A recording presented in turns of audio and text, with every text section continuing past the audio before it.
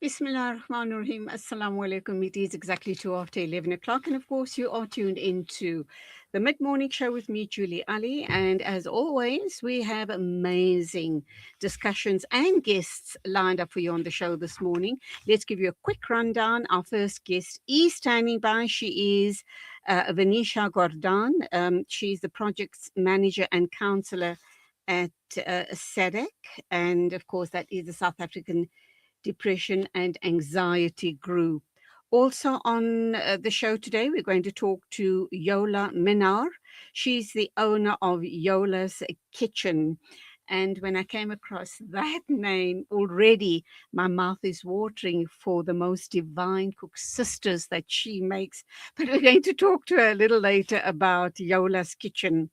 Idris Kamisa, well-known international consultant in education and human development, is going to talk to us about raising resilient children. And we will wrap up by talking with Tammy Gopal, Chief Regulatory Officer of SAPRA, and another health warning. And this has to do with immune boosters. So as you can see, lots of very interesting discussions on the show this morning.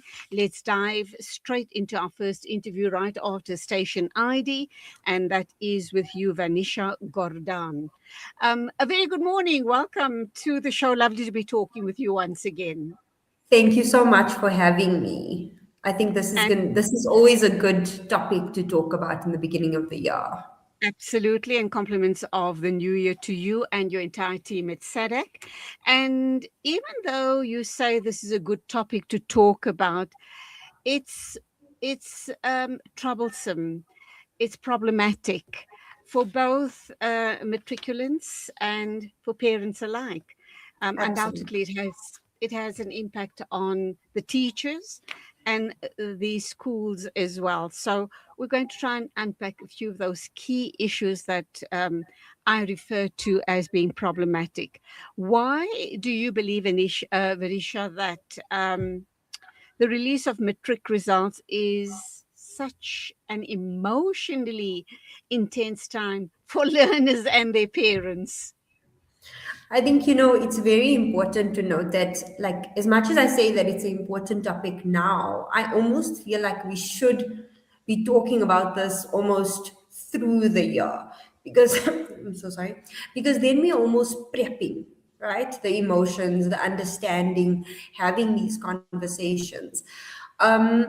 The reason why it's so stressful is that these teens, right, are going into a big transition of their lives, right? And the parents alike are concerned because you're going into adulthood. And I'm going to make adulthood like this because the perception is they're instantly adults.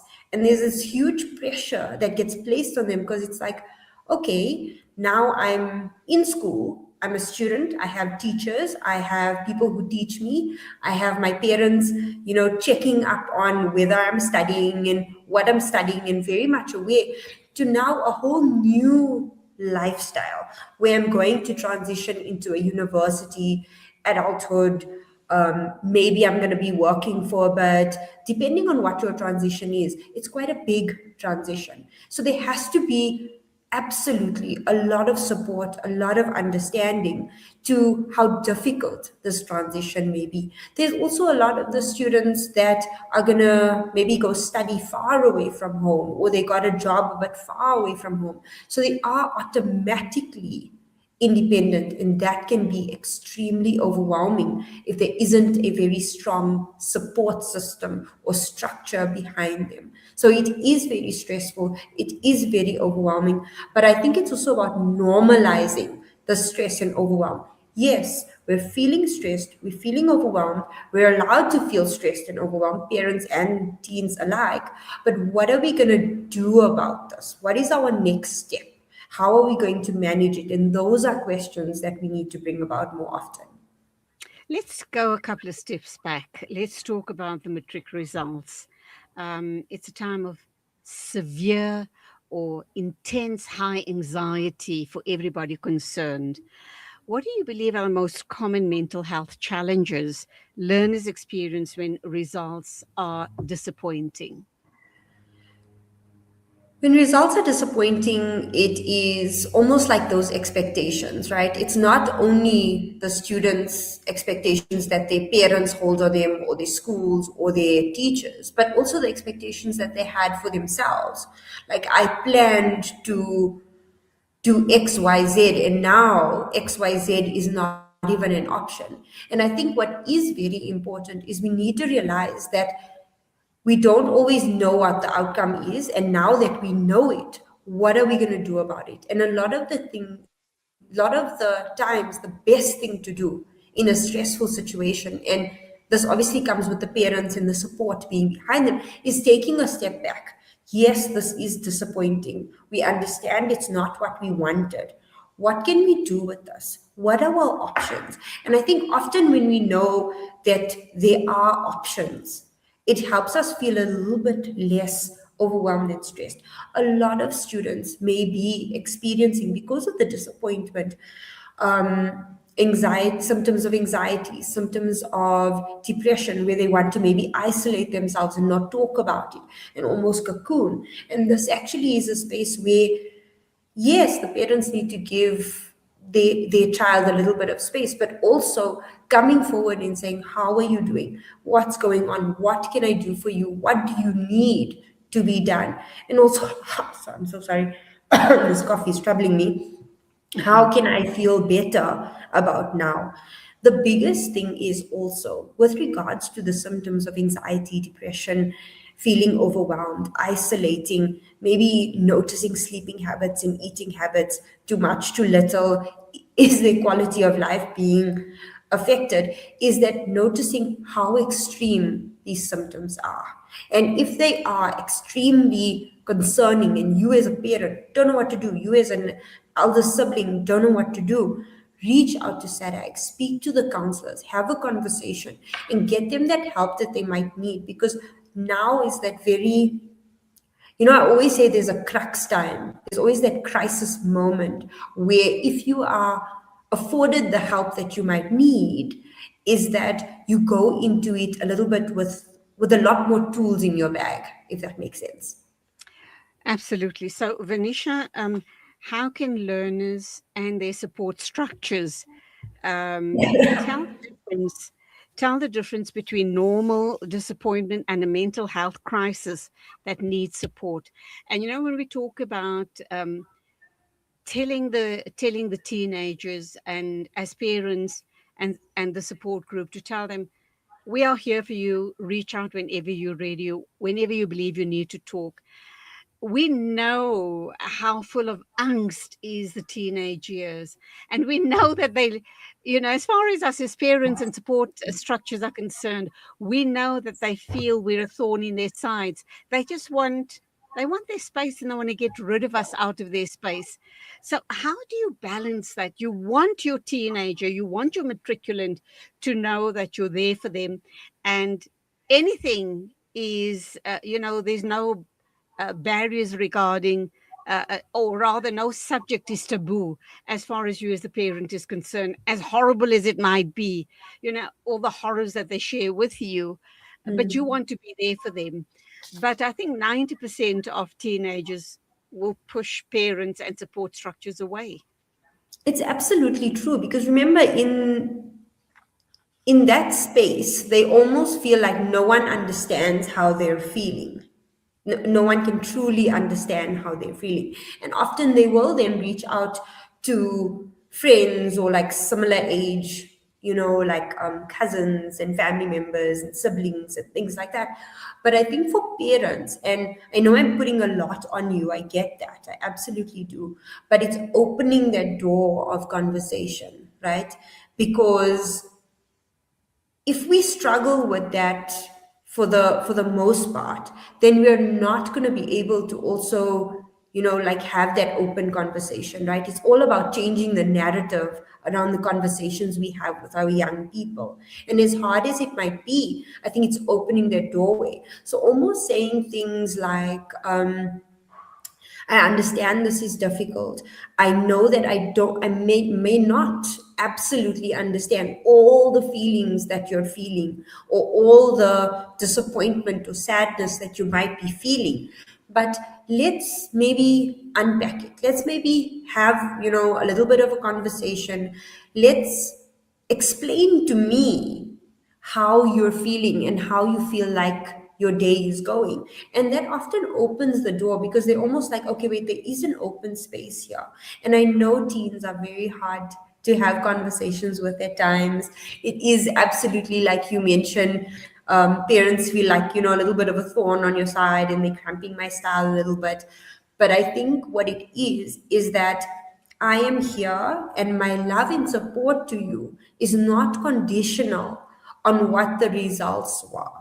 You and your self-worth is so much more important. So touching on that, maybe letting them know that, you mentioned that like I am here when you need to talk. Maybe blocking out. I almost feel like, in the supper table, we always, we said this a few years ago, I remember at SADAG at one of the webinars, is that they mentioned that like, our conversations at the dinner table sometimes is like, okay, you wrote this test. How was what were your results?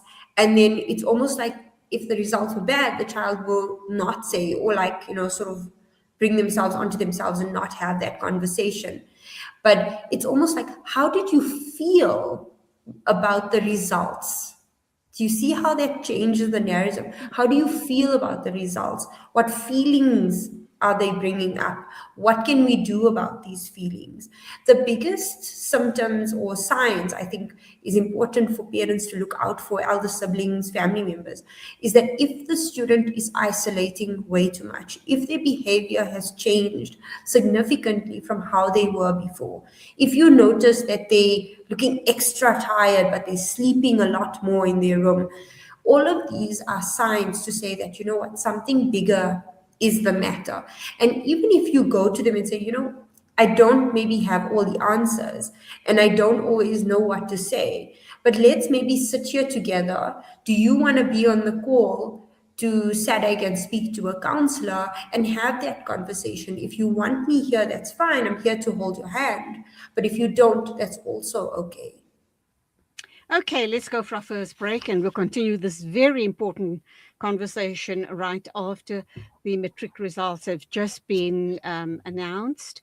Of course, different areas, provinces in the country have attained different percentages, but altogether, really great results, all in the high 90s. But that's not to say that everybody has passed.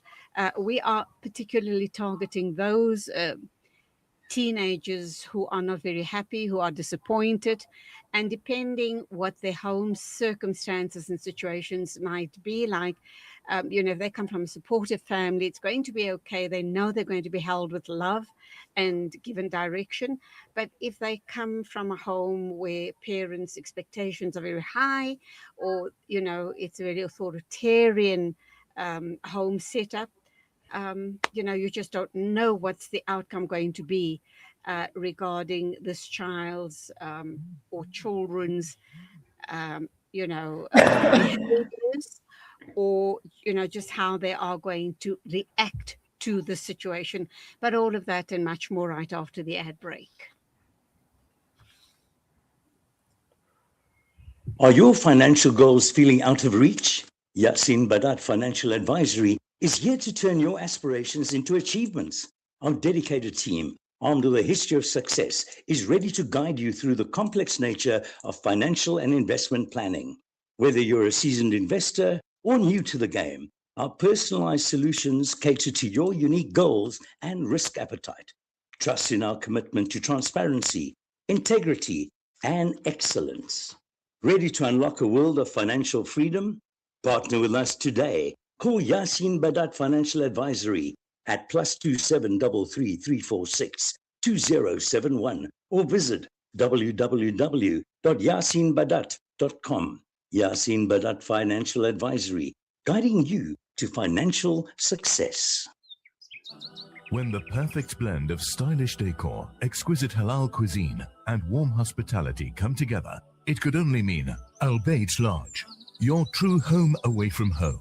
Albeit is the ideal heaven for families, business people, and tourists with its 4-star family rooms and other luxurious facilities, conveniently situated close to Port Elizabeth Airport, the beach, and other amenities.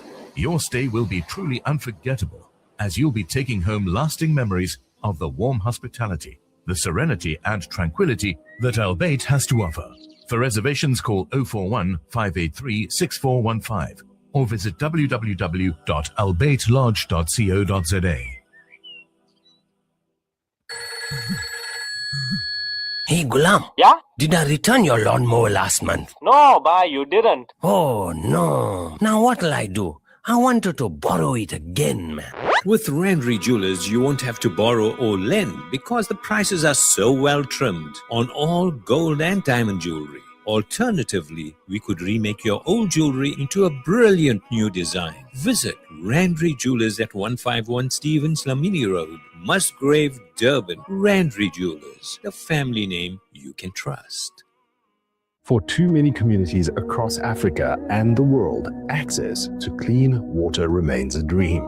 At African Muslims Agency, we dig deep, reaching into the heart of the earth to fill the cups of those in need. Sponsor a water well for only 16,500 Rand or a borehole for 65,000 Rand in Africa or Afghanistan. With water comes food, health, education, and growth. Give water, give life with Africa Muslims Agency. Rejuvenating media day by day. This is Salam Media.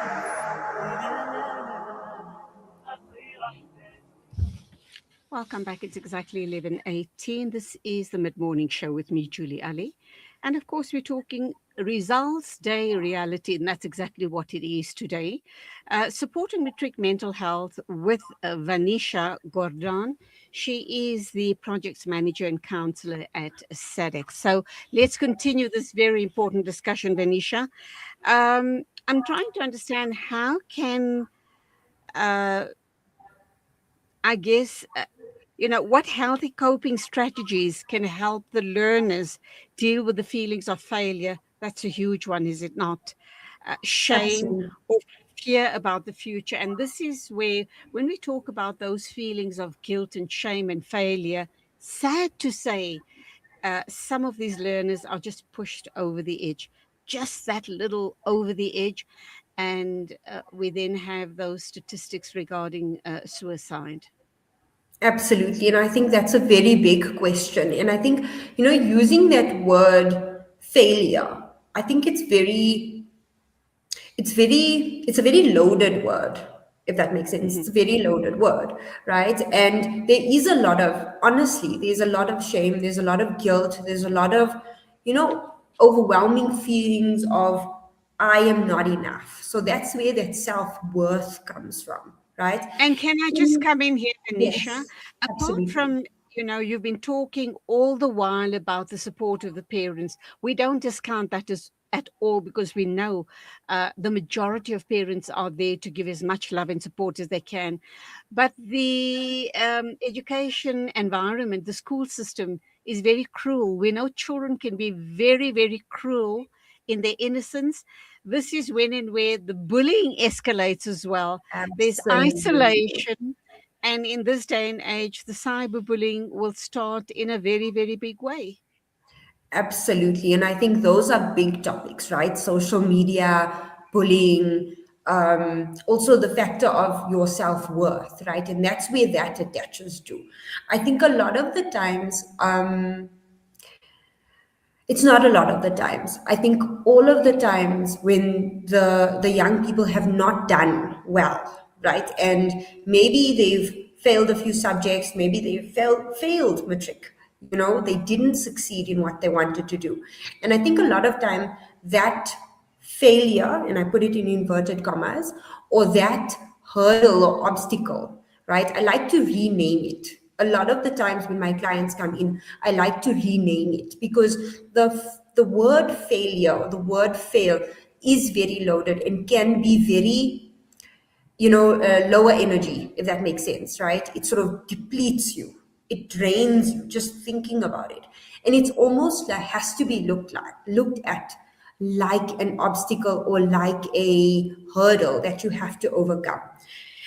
The one thing I think that is very important for us to notice, especially for the young people, if you are listening, is that don't get sucked into the comparisons and the social media and all of these outside noise, if that makes sense, right? It becomes very hard to actually manage your own self-worth if you are focused on the outside and how much better somebody else has done.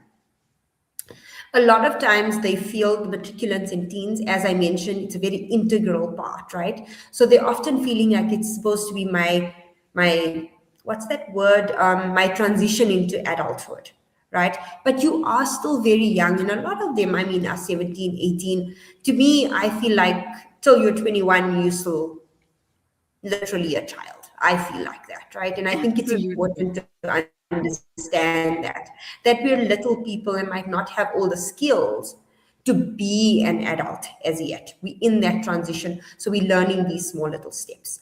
I think avoid social media and comparisons, right? That is a big thing. If you have not done well, absolutely avoid it. Maybe take yourself off.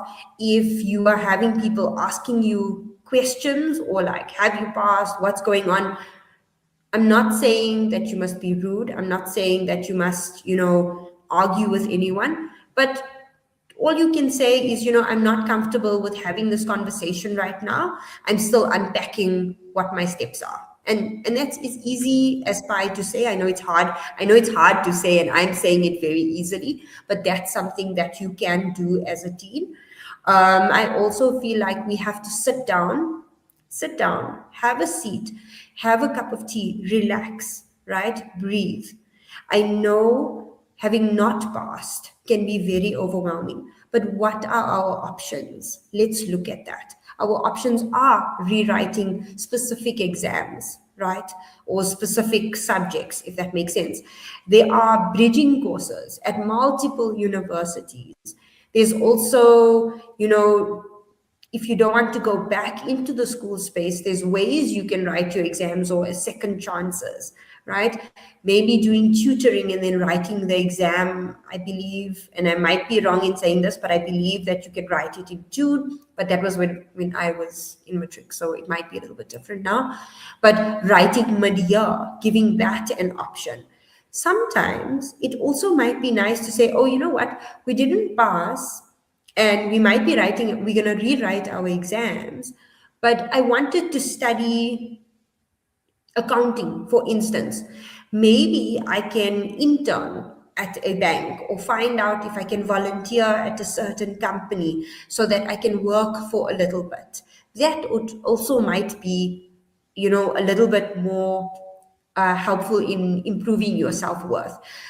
One thing I think is very important in this is looking at your wins. And I know it's hard when you say you haven't passed, but what are your wins? Is it that you did better in specific subjects that you thought you wouldn't, right? Do you only have to up your percentage by 5 and 10? Is that something that's that's happening? Also, what are the options for options? Making a list. I know nowadays a lot of the kids are super techie, so they are making lists on their phones. What I'm saying is take a page, take a pen. Let us write down what our options, how do they look like? When we have them on paper, often what happens is we're able to build on it. I'm a huge person with journaling, looking at what you like, looking at your identity, looking at how much you can feed yourself instead of giving things that drain you. I don't know if that answers your question a little bit. Absolutely, spot on. Okay. Let's look at the converse of what we're talking about. These youngsters who've not quite made it or who have not passed the matric exam, and we're talking about the shame, the the fact that they haven't only let themselves down, they've let their parents down as well. It's an entire year wasted, but that's not the language we're going to be using when we interact with them. And we as parents are going to be super supportive of them. But you also have those youngsters who are so damn arrogant, and they're just going to dismiss you and dismiss everything and everybody around you. They're not going to come to you for support, or to try and sit down and kind of unpack where they've gone wrong and what's the next step going forward. Because if they don't do that, my fear is those are our failures of life. Not matric failures, but they're going to fail throughout life. At this very tender age of their lives, what can we do for them not to go to that opposite extreme, to just give up and throw away their lives? I think that's a hard question because each person is so very unique, right? Every single one of us are absolutely unique. We deal with things in so different ways. We manage things in different ways. The one thing that I would love all the matriculants that maybe didn't pass is I would say to them is that 1 year, 12 months of your existence in the bigger scheme of things is not a big deal. We can redo 1 year. It's not like I'm saying redo your entire school career or high school career, but so sorry. Redoing 1 year in the bigger scheme of things is not always the worst, right? It often gives you that maturity, it gives you understanding. Also, not passing gives you that element of like, okay, I've had a difficult situation. I haven't done as well as I wanted to. I haven't passed. And it's almost giving you, as you mentioned, your other speaker is coming and talking about resilience. It's building that resilience to say, in this moment, when things are not going the way that I wanted it to go or how I expected it to go, what wins am I taking out of that bad situation or negative situation? And how am I taking it forward into the next year, into the next process, into my next situation, into my next adventure, if that's a nice way of saying it, right? I also want to share is that, I went to university my first year. I didn't enjoy what I was studying. And in my second year, I changed my entire degree, my whole faculty. So in the bigger scheme of things, that 1 year where I had to learn that, okay, this is not for me and doesn't fit my personality or fit what I want to be or where I want to be, I made a change. So yes, I'm 1 year behind, but it wasn't, in the greater scheme of things, what did that matter? And I think when you look at it, if you really look at it critically, or analytically for that matter, is it may not have been your causes of choice, and you only realize that in the middle of the year, but they were still learning from that. Absolutely. You didn't walk away from that empty-handed. And somewhere, sometime in the future, that first year when you thought didn't serve you well, is going to serve you somewhere, sometime in the future. You'll go back to that first year and you'll realize, oh, but I did have some value from that first year. But let's wrap up. We could go on talking. There's Absolutely. so much more to uncover. But in wrapping up, just please remind our viewers and listeners, what services do you offer to learners who are struggling during this exam results period and beyond, of course? And that is obviously the best thing, right? You have a 24-hour helpline. Anytime you are feeling overwhelmed. I also encourage parents, they often don't have the words. We don't have the words. The generations are so different. We sometimes don't, and I say we because I'm a little bit older. I look small, but I'm older, is that I often don't understand the words that these young people use. I often don't. And I think as parents, as support systems, as elder siblings, anybody, if you don't know what to say, you phone into the helpline and say, I don't actually know what to say. How can Wow. I unpack this for them? Right? And having that three-way conversation, having the child and speaking to reaching out for help is never a downside. You're going to learn one thing, you're going to understand one thing, and that's the value that comes from it. So if you don't know what to say, reach out. If you're feeling overwhelmed, if you don't have anyone to talk to and you think no one understands you, reach out to SADAG. The numbers are available 24 hours a day. The website has so much information also there if you just want to read up and you're shy to have that call. Also, there's on the website, you'll find a WhatsApp number. You can even WhatsApp SADAG and have that initial conversation and then do a telephonic conversation. So there are so many options, the same way in your life at the moment. There are options for options. No situation or experience actually goes unlessoned, if that makes sense. There's something that you're going to learn from it. Vanishaa Gordhan-Narotam, thank you very, very much for being on the show with us this morning. You are, of course, Projects Manager and Counsellor at SADAG. All the very best for the new year till we talk again. Absolutely. Thank you so much for having me. My pleasure. It is exactly 11:33. We're moving on, of course, the Mid-Morning Show. And next up, we're going to be speaking with Yola Minar.